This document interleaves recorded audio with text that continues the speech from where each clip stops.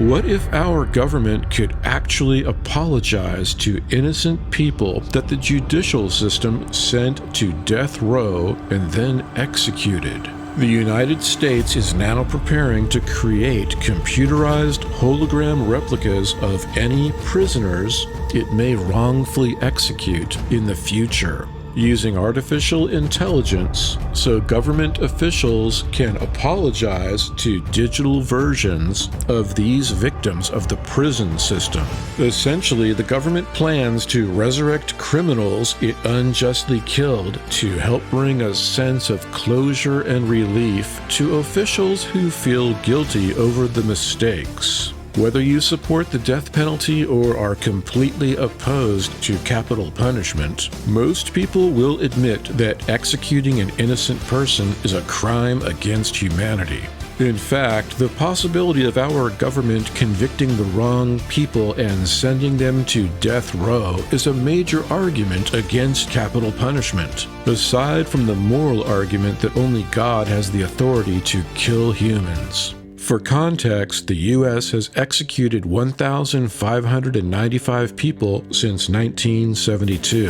Unfortunately, the National Academy of Science reports that 4% of death row inmates are actually innocent. Because of this, government officials worry that researchers in the future will eventually discover that the U.S. has wrongfully executed innocent people, and they want to be prepared to apologize to the victims. Many innocent people have already been freed from death row. The Innocence Project has documented more than 375 exonerations of prisoners using DNA evidence, and 21 of these individuals had been sentenced to death before being freed, thanks to the new legal revelations. Authorities wrongfully imprison people for many reasons, including forced confessions, coerced pleas, and eyewitness misidentification. You might wind up on death row based on testimony from unregulated and unreliable informants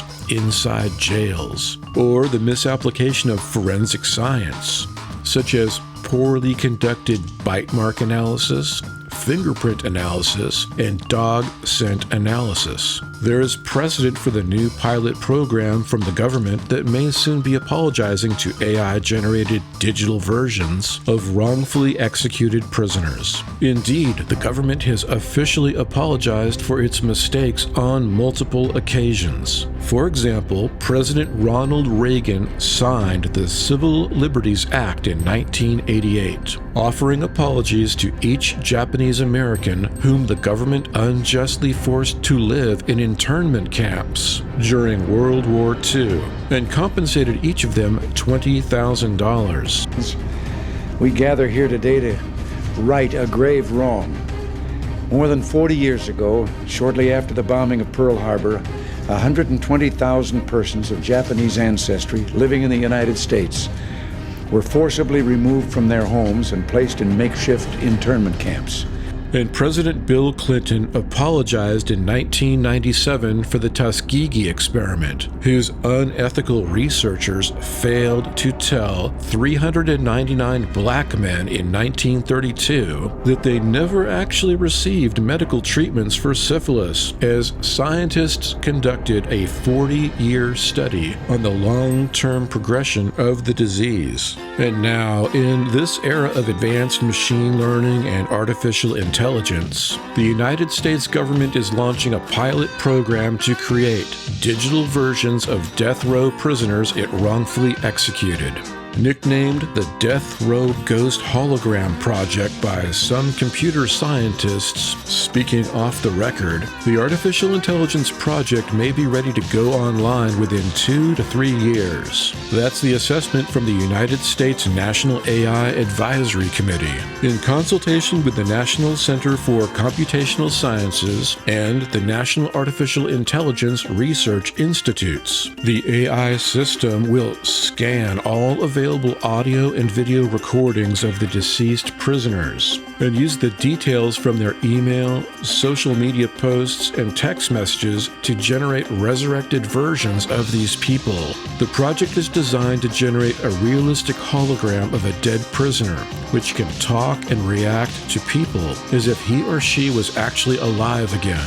Then, an official from the government will formally apologize to the prisoner hologram for the mistaken execution. Computer scientists and artificial intelligence experts currently have no way to predict whether the AI versions of dead inmates will forgive the government for killing them. So far, the government plans to resurrect executed prisoners using AI without the consent of their loved ones. But the Justice Department intends to invite family and friends to the ceremony where government officials apologize to the hologram. Some critics warn against resurrecting the dead with artificial intelligence. They worry that talking with an AI version of your deceased grandfather or child may derail the grief process. Others are concerned about the lack of control people would have over their identities if companies or the government raise them from the dead with AI-fueled chatbots, holograms, or robots, also known as androids.